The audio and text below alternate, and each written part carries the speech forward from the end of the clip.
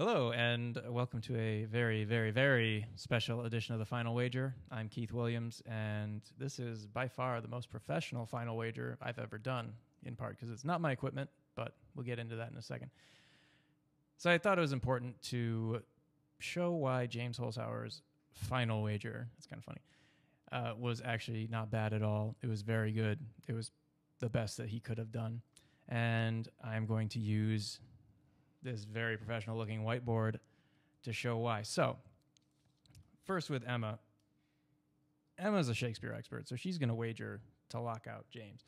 If James gets it right, he's going to have 46-8. So for Emma to cover that,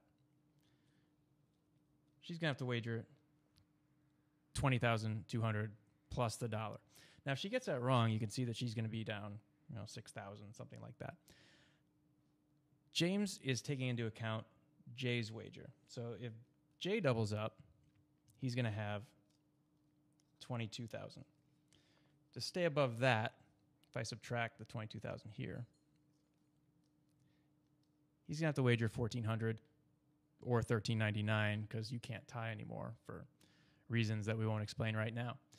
So $1,399 keeps him above Jay no matter what, and guarantees that if Emma wagers big and gets it wrong, he'll win. Now, if he wagers everything, obviously he's known for big bets, but if he wagers everything and gets it wrong, he's going to lose no matter what. In this case, if he gets it wrong, he'll win if Emma wins, or if Emma gets it wrong. I'm a little nervous right now because I have two very special guests who are going to talk with me for a little bit. We just got done recording a podcast episode. Say hello. Hi, how are you Austin, doing? Rogers, Hello. and Monica Tew. What's who happening, are- guys? Not much. Except for this cool video with Keith. Do you guys want to take it? You just take it over from here? We're going to take it over from here. I feel like I have to can't- lean back a little I bit. can't do math right now, so I can never do math, so I don't think I'm the right one to talk to, so maybe you should dialogue with someone who can actually add. Yeah, so essentially here, James is in a position he's really never been in, which is where he needs to bet from a position other than first.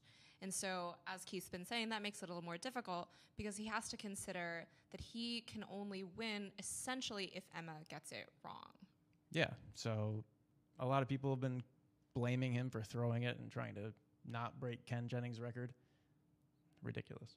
Exactly. And so I think he absolutely would have tried to win if he really could. But here, the safest thing for him to do was definitely get second and then maybe get first, as opposed to hopefully get second and possibly get third.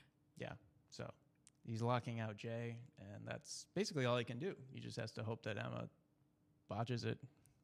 It's kind of funny because that's her last name almost. But she came through, and Yeah. all three of them got it right. So congrats to them. Yeah, and this is not a matter of him playing poorly. He got a little unlucky in that he didn't get the daily double at a time when he had any money. But And that's the Emma thing. played really well, too, and she made big wagers when she had to. That's just really how it happens. Is so much of the game depends on, do you get the daily doubles? Do you get them when you have enough money to bet anything substantive on them? And it just didn't work out for him like it had been for the last 32 times. Yeah, so we go into this in more detail in Austin's podcast, which is coming out on Thursday, I believe. Yeah, Thursday, the podcast is coming out. It's a lot to learn with Austin Rogers, and you can find it on all of your happy, snappy-dappy podcast platforms. You'll know it's it because it has my stupid face on the cover. Which I think you should just make your facial hair your trademark. Just like a full, just black and silhouette. white, yeah, silhouette style. The thing is, I always get haircuts, though. And also part of it, I think, is the color helps. And so if I saw it in a different form, I'd be like, who is that person with a beard? Right, because gray doesn't come out on white. That's true, yeah. What are you guys' thoughts on James? Wow. Honestly, I feel like I've said so many words about him on the podcast, which you can hear on Thursday. But yeah, wow. I'm really glad to have been able to watch it. Yeah. I mean, it's unreal. It's absolutely unreal. He played the game as everyone theorized one could. Everyone's like, one of the big questions everyone always asks is, how much money is out there on the dollar board? Like, what could be the most that you could actually get? Well, we proved what the most one person can get consistently against two other formidable opponents, because everyone has to realize that if you're on that show, they picked you for a reason. You are talented, you are good, and you would beat anyone else in the general public and probably the person to the left or right of you 1/3 of the time until faced with a James. Yeah. Sorry, I'm just really brain farted. We did just spend an hour recording our thoughts on this And incredible run and debunking a lot of the rumors around his performance. And that's why it's so awesome to have you here to explain that to people. And I will obviously retweet this because, I see people like, he threw it. He didn't bet the right bet. Well, nope. I can't do math, but I know when someone smarter than me can do the right math. And what's amazing about James is when faced in a corner and not a lockout, he still knew the proper math to bet at the proper time. I mean, he's just multifaceted. Yeah.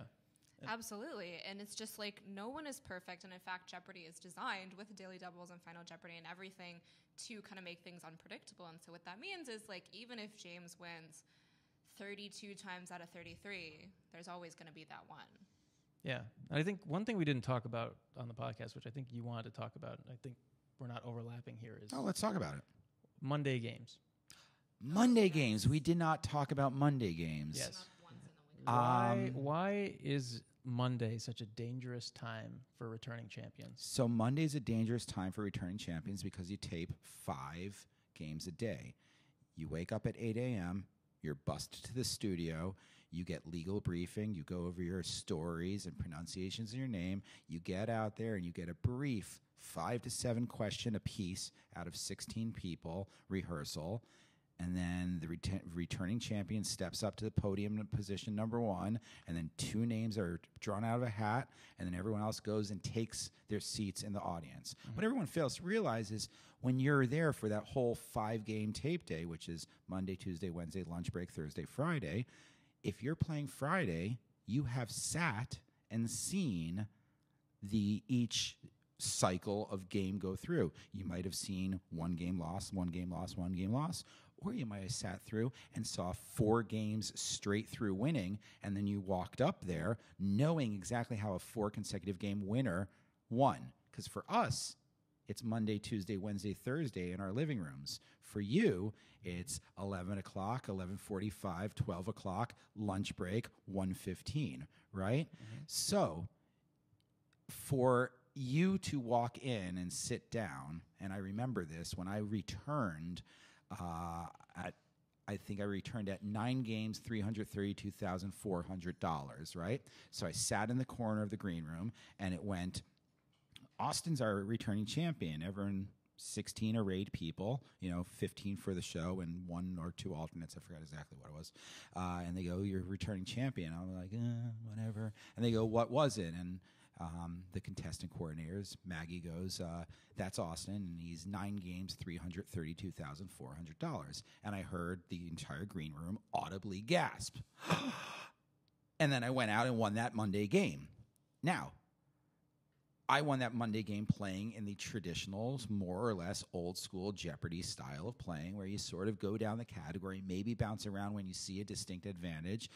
But I won that against other players who hadn't seen a James before, right? So, in essence, showing up on the Monday, the naivete that you have instilled in you, you hear James was 32 games and $2.3 million, so you're going to audibly gasp, but you never saw his style of play before. So you can walk into it wide-eyed and say, I'm going to take this guy down by being aggressive. And that's exactly what happened. I think if Emma had seen, not Emma, but if I think if anyone had seen him on Thursday or Friday, they'd be crestfallen because they'd see the steamroller go through. So Mondays, in my opinion, is the optimum place to beat a returning champion because you're not tainted by having seen them up there. We should actually do this analysis. Have you done it? I did it once as to when do champions tend to lose. I think I found it was on Thursday. Was more frequent, and that might be because about it's that after the lunch break. you need a nap. I actually agree with that. Thursdays after lunch were pretty bad. my two big scores were a Monday and Tuesday, and I think my 4 worst scores, I think, were Thursdays, because it was like Thursday was after lunch, but then between Thursday and Friday, I'd slug a quick coffee to get me over the hedge, and I'd be okay again. That would be really fascinating. I think you should run that down and see what, not only the losses, but see like what do the averages come out across the days? Do you have that? Like, is Thursday a natural trough? Does it accelerate over, and is Wednesday the peak day, and then Thursday the trough, and then Friday equalizes back to the middle again? I wonder if I need to find a data scientist to help me with that. I think we can find one somewhere in the. Oh wait, Hopefully that's what you do, right? In this chair. Wow, Lucky nice. day. Yeah, we'll have to work on that. Absolutely. To see what comes out of that. Stay tuned, kids. Yeah, that should be fun. Yeah. Well, that was fun. Oh, one other thing. Do you think there's a buzzer advantage or a disadvantage to going first on a Monday? Do you think you get into a rhythm by Wednesday or Thursday?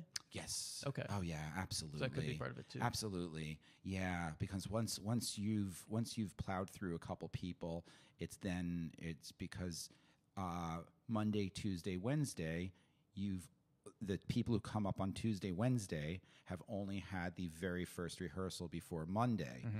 And then they know this, so then there's another brief rehearsal after lunch between Thursday, Friday. So they sort of give a little reset, but I think Tuesdays and Wednesdays people are probably at the most distinct. I think Wednesdays oncomers, contenders are probably at the most distinct disadvantage, because I, as a winner of 3 straight Monday, Tuesday, I've just played Right. 2 You're full in a groove. games. So Wednesday is like, now I'm on autopilot and now I'm cruising, right? Yeah. And then Thursday, there's a lull in the. That was one of the distinct challenges of the All-Star tournament. You never got into your rhythm, because sometimes, I mean, you guys know this. Sometimes single Jeopardy is a throwaway round. You didn't do well. You just sort of let it pass you by. You just sort of skipped over it. Mm-hmm. You sort of played on the back foot because you weren't in the rhythm. And then in the All-Star games, you played one round, and then you took a seat. Yeah. Yeah. So, that would be another, how would you dissect that data? You'd have to probably normalize all the dollar values, and then break it down, like what's a Wednesday double Jeopardy look like versus a Friday single Jeopardy, when the contender is fresh and had a rehearsal more recently, but the challenger, and then you'd have to go, when did they start? Like if their streak started on a Thursday, Friday. Oh my God! Luckily, you guys are smarter than me at this. We will try our best to take care of it for you. Yeah. We'll run it by you for approval and for gut check. And I will nod and smile. And then we will put your face on the final analysis so people will read it. Yes. Exactly. Yeah. Well, good. Well, I'm glad to have your faces on my Aw, thank very, you. very special edition of the Final Wager. Well, let's do it more often. Yeah, let's. I'd love to. Maybe just, over beer or something. We're all in New York. Let's do it. Yeah, maybe at your trivia night, which is where? My trivia night is the Whalen on 50th and 10th. The Whalen at 50th and 10th Avenue in New York City, 8:30 p.m. every Wednesday. And I promise you, I don't talk like that during it. That's a lie. Only when he's, I wasn't sure what to say, only when he's drunk or only when he's sober. It's when I roll in hot. That's what I say. I'm rolling in hot. And for those of our viewers who would like to get on Jeopardy at some point, I think you have a special announcement, don't For you? those of us viewers, yeah. In the coming weeks, sign up on my Twitter at Austin Tailero. It's not Spanish, but it's TLOILRR, whatever. You find it. He's the guy with the blue check mark. And the big I got beard. the blue check mark, yeah. And my Instagram, Augra27, AUGRA27. In the coming weeks, I'll announce we're going to have a very special Jeopardy casting call at one of my pub quizzes in New York, more than likely the one at the Whalen on 50th and 10th Avenue on Wednesdays at 8:30 p.m. in New York City, New York 10019.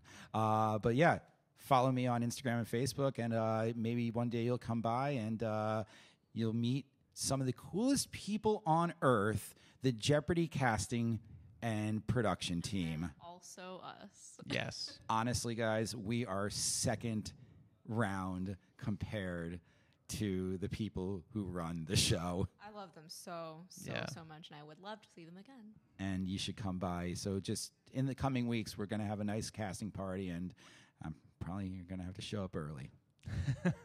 As is typical for your trivia, I think, right? Yeah. All right. Good. Anything else? No, I think that's it. Anything else from you guys? No? Austin Rogers, Monica Tew, thank you so much. Oh, I don't know if there's anything, but bye. Bye. And by the way, it was a good wager. We'll see you next time.